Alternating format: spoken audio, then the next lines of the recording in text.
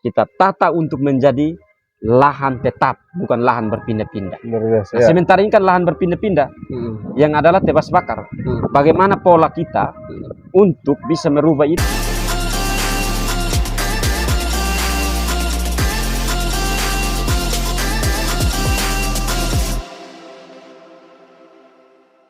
Selamat datang di channel F Official dalam program podcast Sebedah Isi Kepala Caleg.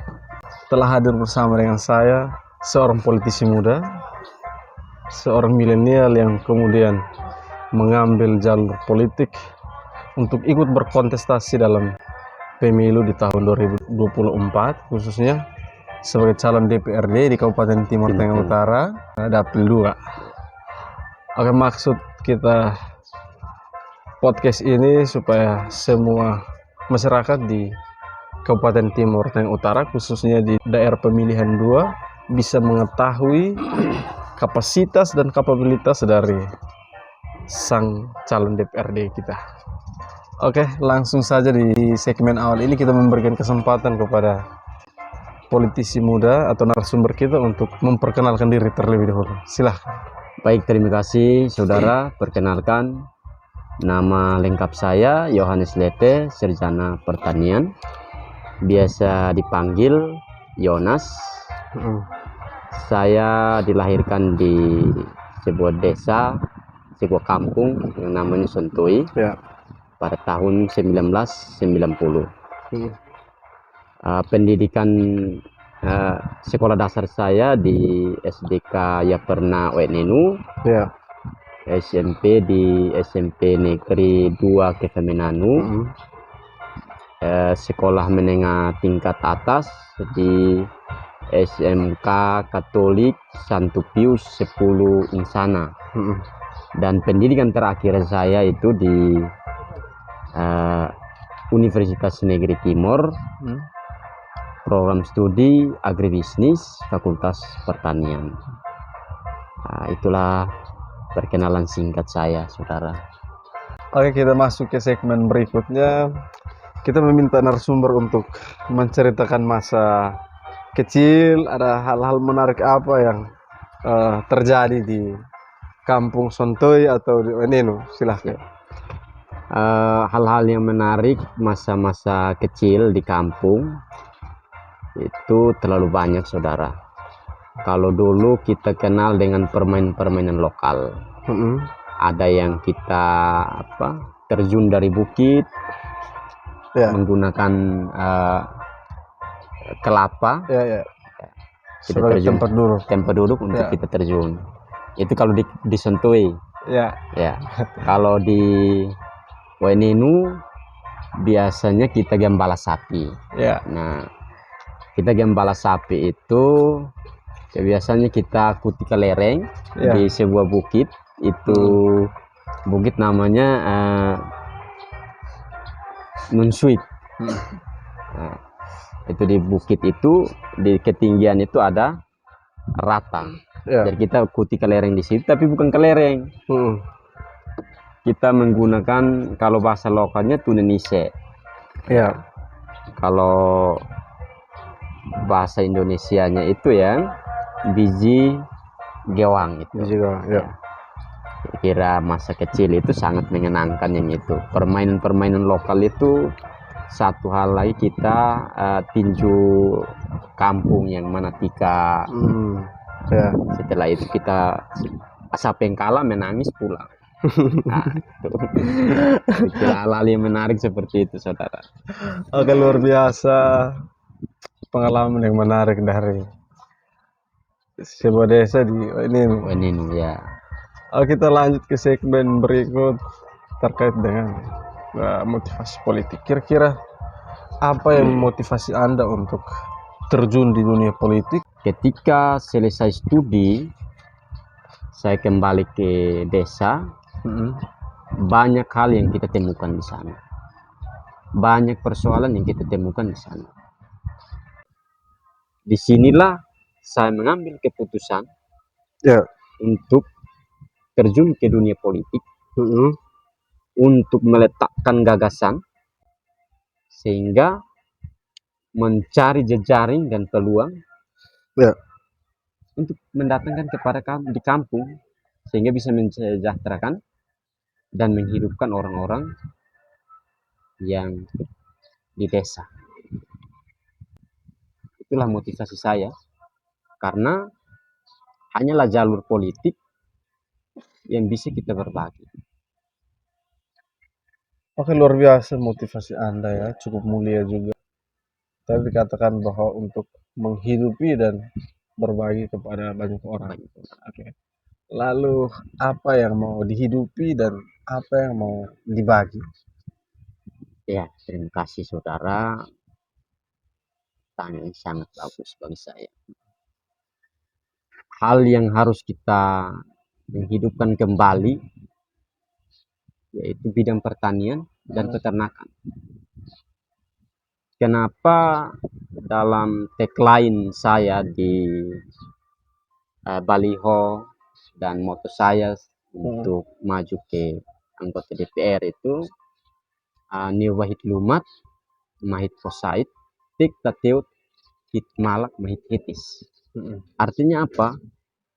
Kita mengangkat kembali harkat dan martabat kita, mengangkat kembali identitas kita sebagai orang Timur, sebagai orang petani. Dengan cara apa? Bagaimana saya memperjuangkan di bidang pertanian dan peternakan. Memang narasumber kita ini karena background pendidikannya adalah sarjana pertanian, akhirnya bisa punya ide dan gagasan untuk meningkatkan ekonomi masyarakat dari segi pertanian. Karena memang kita tahu bahwa mayoritas pekerjaan orang-orang di Pulau Timur itu adalah bertani dan beternak.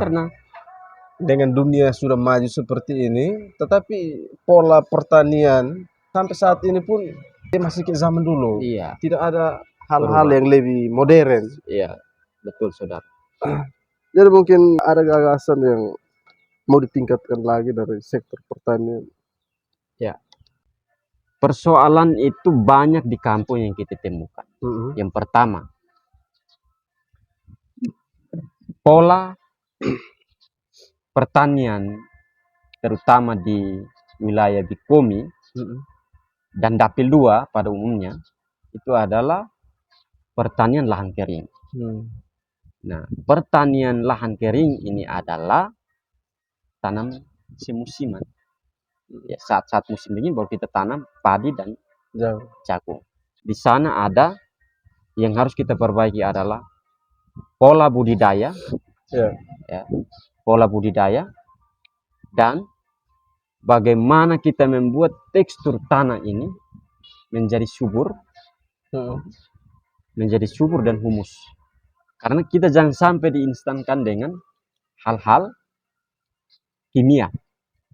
Yang pertama, saya katakan bahwa di sana ada budidaya lahan kering. Topografi kita di wilayah Bikomi adalah miring dan bebatu-batuan. Kita tidak bisa paksakan petani untuk menanam setiap saat. Kita tidak paksakan petani untuk menanam lahan yang seluas itu. Karena apa? Yang pertama tenaga, tenaga terbatas. Untuk itu yang harus kita perjuangkan adalah bagaimana melalui dinas pertanian kelompok-kelompok itu, pendamping itu harus ditingkatkan. Nah, pendamping mulai dari pendamping tingkat kecamatan sampai tingkatan desa. Nah, di saya punya wilayah itu ada yang namanya BPP, Balai Pelatihan Pertanian Peternakan, tapi tidak difungsikan. Ya. Sehingga perjuangan kita, ruang itu, tempat itu kita harus fungsikan. Dengan cara apa? Kita akan suarakan kepada dinas pertanian untuk bisa menggerakkan pendamping itu untuk mendampingi petani-petani kita, sehingga terjawablah yang namanya pertanian terpadu. Di dalam itu ada lahan, kalau lahan kering berarti harus ada terasering. Nah saudara, kalau kita terasering, petani kita paksakan untuk setiap hari hanya teras, itu ibarat kita mimpi di siang bolong. Sehingga apa yang harus saya perjuangkan? Yang pertama, kita bisa upayakan untuk adakan traktor. Yang kedua, kita upayakan kalau bisa kita pangkas yang anggaran-anggaran yang lain untuk kita beli salah satu Examini, sehingga apa? Examini itu bisa menggusur batu-batu itu, bukit-bukit itu untuk membentuk teras, menata lahan. Nah, di situ kita tata sudah. Kita tata untuk menjadi lahan tetap, bukan lahan berpindah-pindah. Nah, sementara ini kan lahan berpindah-pindah yang adalah tebas bakar. Bagaimana pola kita untuk bisa merubah itu hanya dengan alat dan mesin, Al-Sintan. Nah, kita harus tingkatkan alat dan mesin pertanian. Nah, alat dan mesin pertanian bukan hanya traktor. Kalau bisa ada Examini yang beko itu, sehingga kita bisa menggusur batu-batu, kita bisa teras, tata dengan baik. Nah, ketika kita sudah tata dengan baik, maka di teras itu kita bisa tanam tanaman penguat teras, tanaman pakan-pakan kingres. Nah, itu sudah multifungsi. Kingres kita kasih ke ternak, tanaman pangan kita bisa konsumsi. Di lain sisi kita bisa tanam tanaman obat-obatan. Sehingga bukan hanya itu traktor atau ekskavator, kita juga bisa upayakan kalau bisa ada mesin pencacah kompos. Karena apa? Petani ini diinstankan dengan kimia. Akhirnya kita tulang sakit. Banyak pejabat-pejabat yang tulang sakit. Karena makannya bukan organik tapi kimia. Sehingga bagaimana kalau saya jadi dewan, saudara, saya semua libatkan untuk organik. Oke, di segmen terakhir kita memberikan kesempatan kepada narasumber untuk mengungkapkan isi hatinya kepada masyarakat di Dapil 2. Silahkan. Baik, Bapak Ibu, saudara-saudari, wis kini mau tua kini,